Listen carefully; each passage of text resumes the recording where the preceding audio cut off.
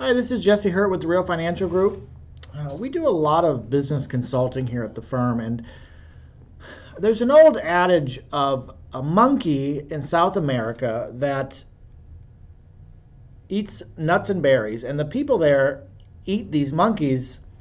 In order to catch them, they take a coconut and they'll cut a hole in it and put the nuts and berries the monkey likes to eat in them. And they'll tie a string to it, hide in the bushes. And then when the monkey comes along, he picks the coconut up, he puts his hand in it to get the nuts and berries, and he makes a fist.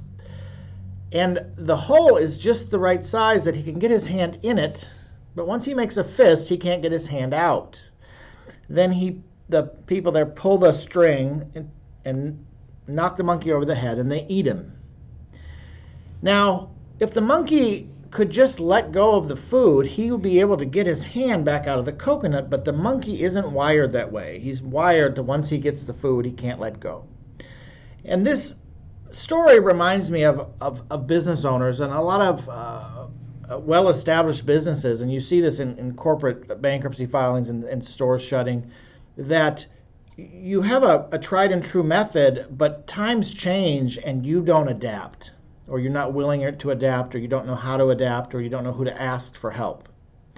A good example of that is Sears. Sears was the original shop-at-home store with the catalog, and they've just filed for their final bankruptcy in the same year that Amazon is taking over the world with their shop-at-home platform. And it's really interesting to see how one company didn't adapt, a company like Sears that we all knew, and then someone for like Amazon to come in and just be able to take over on a massive scale that same market. Another good example is, and we keep this up here for this very reason, Pan Am was the world leader in international air travel. Everybody knows Pan Am to this day.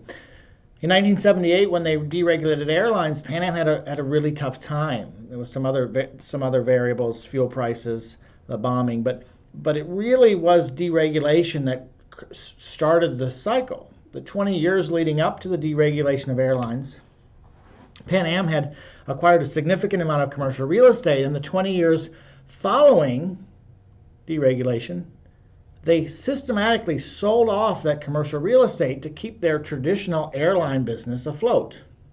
Now, if they had sold off their routes in 1978, Pan Am today would be one of the largest commercial holders of real estate in the world.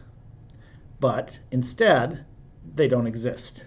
And this is a really good example of a large corporation that couldn't adapt and change quick enough, or wasn't willing to adapt and change, and ultimately now is just a model on my shelf. So we'd like to invite you to consider having a conversation with us regarding your business.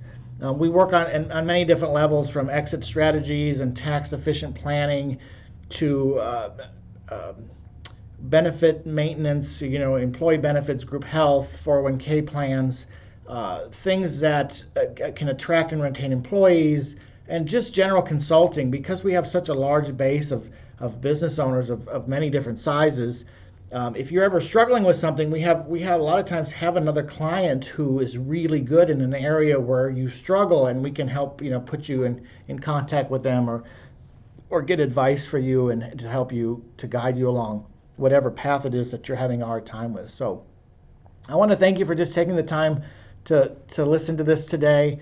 Remember, if you're watching this on Facebook, to share with your friends and like the video. If you're watching on YouTube, to like the video and subscribe. We're trying to get up to 100 subscribers in the next 30 days. Have a wonderful weekend. We'll see you later next week.